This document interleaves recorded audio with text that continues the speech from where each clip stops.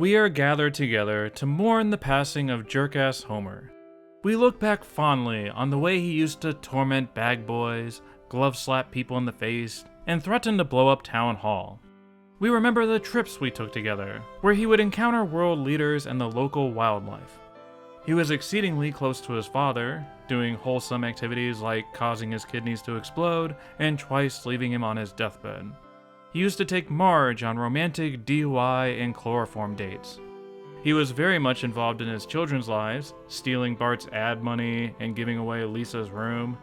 They loved their father dearly, dutifully cutting lemons for him in his makeshift bar.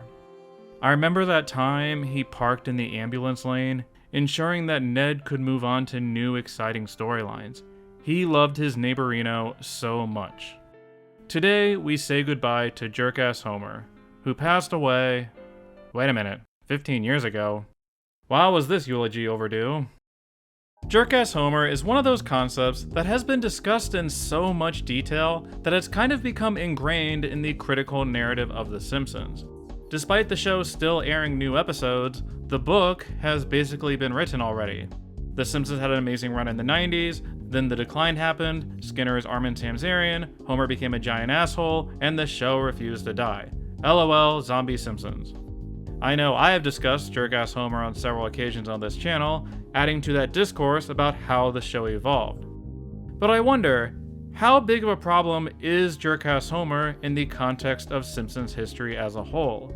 We talk about Jerkass this and Jerkass that, but the actual line of what constitutes actual Jerkass behavior has always been extremely nebulous. Every individual fan has different standards. Especially when talking about good old Captain Wacky, who has always had a streak of rudeness written into him. How did this Jerkass Homer meta-narrative begin, and why do the early seasons get a pass while the later ones don't? Early on, the writers tended to test the limits of Homer's obnoxiousness against Ned Flanders in episodes like Dead Pudding Society and When Flanders Failed. Homer is a huge asshole in both examples, goading Ned into a wager and wishing bankruptcy upon him. Then in the David Merkin era, we'd get stuff like Homer Goes to College, Bart Gets an Elephant, and Lisa on Ice, which prominently featured the combative side of Homer's personality. The show had gone from a more passive, neglectful role to one where he's actively pitting his children against each other, or giving drawn-out speeches about how he is cruel. In Secrets of a Successful Marriage, Marge kicks Homer out of the house after he repeatedly disrespects her, even after being told to stop.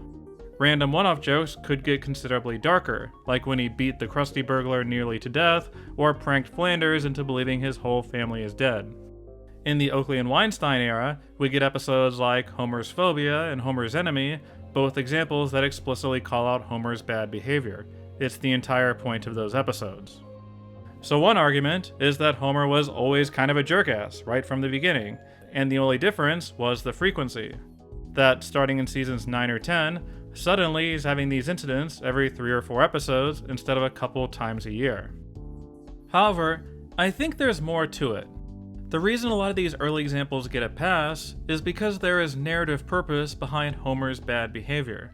They can usually be thrown into 3 different story buckets. 1. Homer atonement stories, 2. Homer relationship stories, and 3. Social commentaries. Homer atonement stories make it clear, every step of the way, that what Homer is doing is wrong, and therefore punishes him for his misdeeds. He taunts Flanders and gets humiliated.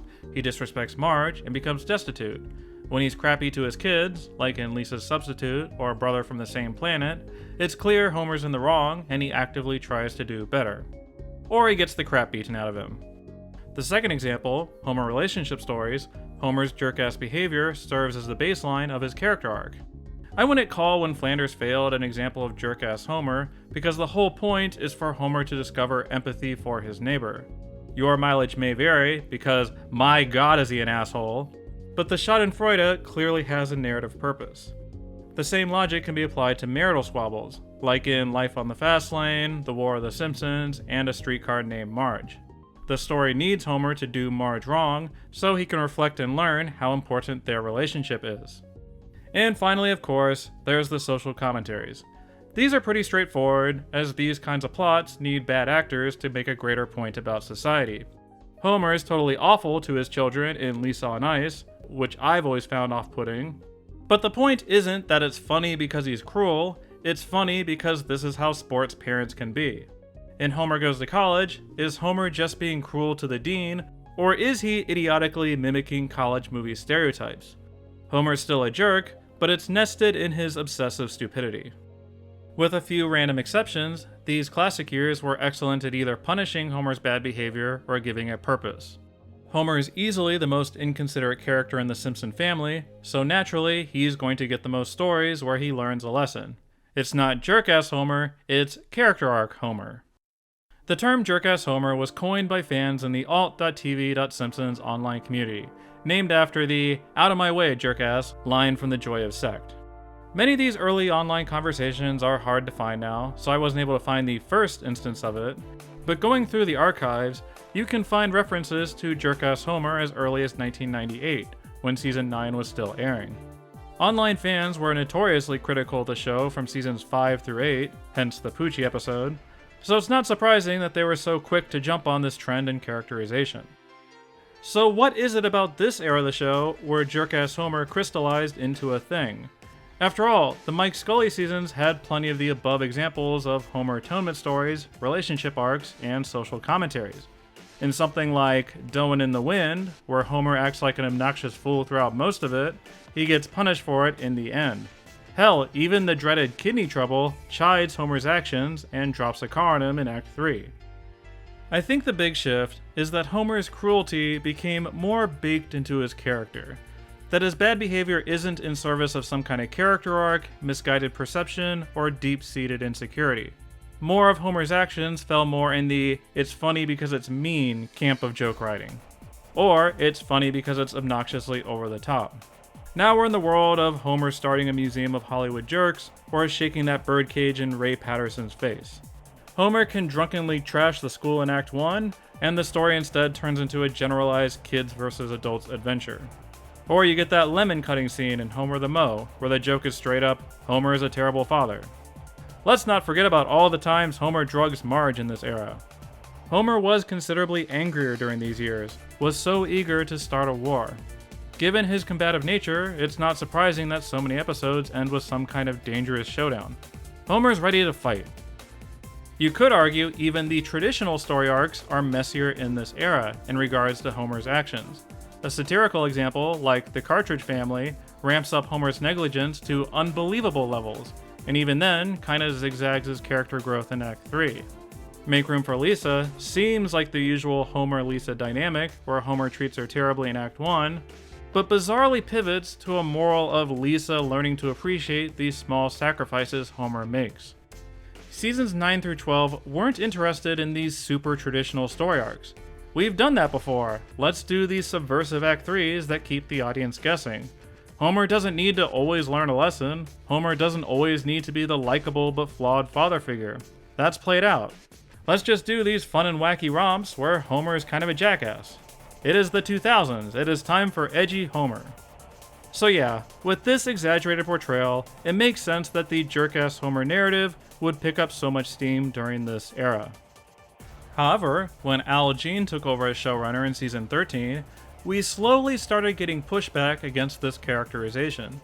We would still get a bunch of overly combative Homer portrayals during this era, like in The Holdovers, The Parent Rap, and Homer the Moe, and season 13 features Homer's frivolous lawsuit against the church and getting in Bart's face when trying to emancipate himself. On the other hand, we would get episodes like I Am Furious Yellow and Jaws Wired Shut that deconstructed Homer's behavior. They would consciously ask, why is Homer so angry? What would happen if Homer mellowed out? Stuff that explored in detail Homer's explosive side of his personality. At the very least, it's clear that the writers were aware of the Jerkass Homer criticism. In season 16's Mommy Beerist, Homer sarcastically calls himself Jerkass Homer, in a ploy to convince Marge to return home. In season 19, we get Jerkass Homer cigars. You could say these are just meta references and that's all, but I don't know. Once you've reached the point of referencing and joking about the concept, you're also probably getting past it. It reads more like The Simpsons poking fun about a phase they went through. Starting in season 15, Homer's jerkass behavior pretty much fell off a cliff. Granted, there's Codependence Day, which is one of the worst Homer/Simpsons episodes ever, but other than that, this was an era of Homer fighting bears and robots, donning a Pie Man suit, befriending a mysterious roofer, and predicting the end of the world. His more combative stories were the typical marital squabbles and Homer Flanders fights, very much in line with War of the Simpsons and Dead Pudding Society levels. I would argue that the true death of Jerkass Homer occurred in the Simpsons movie in 2007. Homer is incredibly awful throughout this whole thing, dumping the pig crap, not being supportive of Bart, and selfishly refusing to save Springfield with his family. From a character growth perspective, the Simpsons movie is essentially about the concept of Jerkass Homer.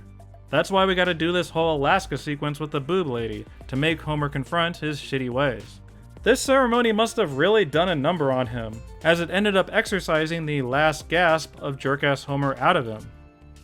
Now to be clear, it's not like seasons 18 plus featured this mellow and chill Homer that never did anything wrong.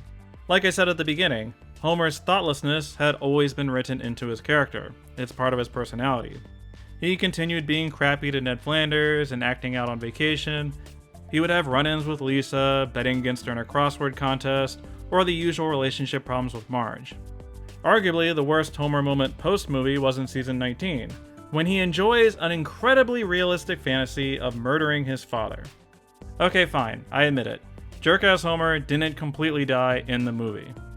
But the frequency and severity of these events decreased significantly over time. There would only be a couple instances per season where it feels like Homer is being unreasonably awful, and often these would be in over-the-top random jokes or in a fantasy, like in the last example. In fact, sometimes they do episodes that go out of their way to punish Homer for prior bad behavior. In season 22, Homer didn't mean to humiliate Bart, but later gets repeatedly strangled as commentary for the old Bart strangulation gag. Their Christmas episode in season 26 is all about Marge blaming Homer for something that wasn't his fault. Ditto season 32's Christmas episode. I think we've seen a modernization of Homer as a parent in the last decade or so. They've done stuff like Homer the Father, where he becomes obsessed with an idealized TGIF dad.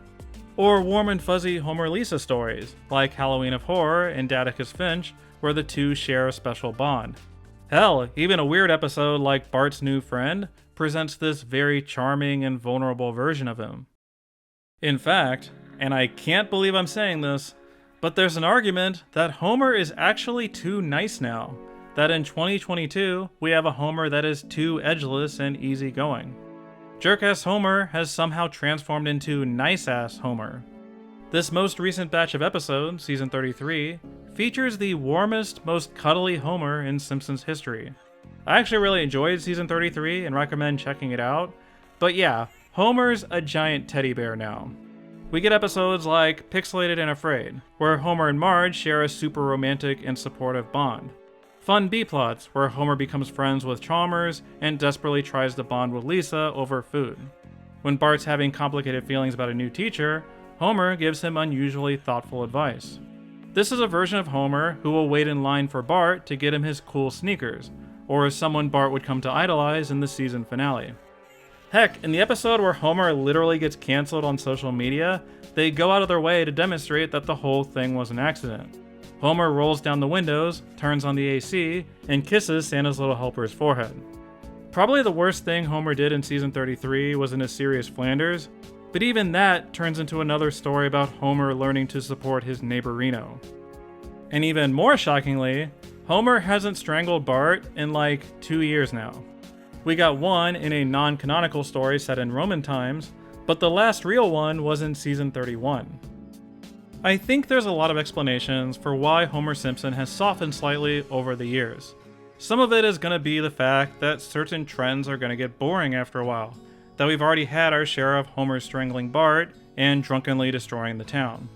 The Scully era got tired of all the hugging and learning, and these recent seasons were tired of the constant Homer mess.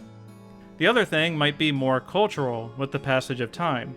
Homer Simpson is the symbol of fatherhood on The Simpsons, and the public's tastes regarding these relationships change over time. In 1990, Homer was a baby boomer parent raising millennial children, and the writers were telling stories based on their own personal experiences growing up and later becoming parents. Whereas now, we live in the world of Encanto and Turning Red, stories that get into generational trauma in significant detail.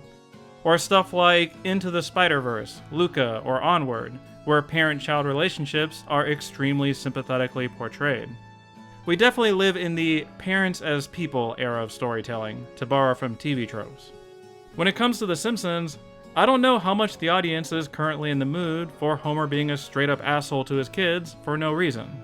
And we've had so many tiresome marital crises in the past that it's kind of refreshing that he and Marge currently have such a stable and strong relationship. I don't know, maybe things will shift back the other direction again. Maybe I'm writing this at the peak of nice-ass Homer and he'll regain some edge. We'll see. The narrative pendulum always seems to swing back the other way. Given what we've covered today, I think there's a case that Jerkass Homer is one of the most over-discussed topics in Simpsons history. I would argue that it only became a quote-unquote problem from seasons 9 through 14, and even 14 I am on the fence about. That's only 6 seasons out of 33. If we're gonna drag modern Simpsons for reasons, it's not because the writers made Homer too unlikable. The reason I wanted to make this video is because, in my limited way, I feel like I've contributed to this Jerkass Homer narrative. It's cropped up in recent retrospectives and episode reviews. I mean, it is an incredibly interesting topic to discuss. But honestly, I'm done with Jerkass Homer. There isn't much more to be said about him. He is a trend that ultimately came and went. It really wasn't that big of a problem for The Simpsons as a whole. Looking back on it, I kinda like that we have this alternative characterization for a while. That we've seen the most amped up version of his personality. For such a long-running series, it's inevitable that the writers would try this. Homer is the chaotic ball of energy that drives so many stories and always keeps things interesting. So while Jerkass Homer may be dead and buried, I hope Homer never truly loses his edge. Thanks for over 30 years of bad behavior.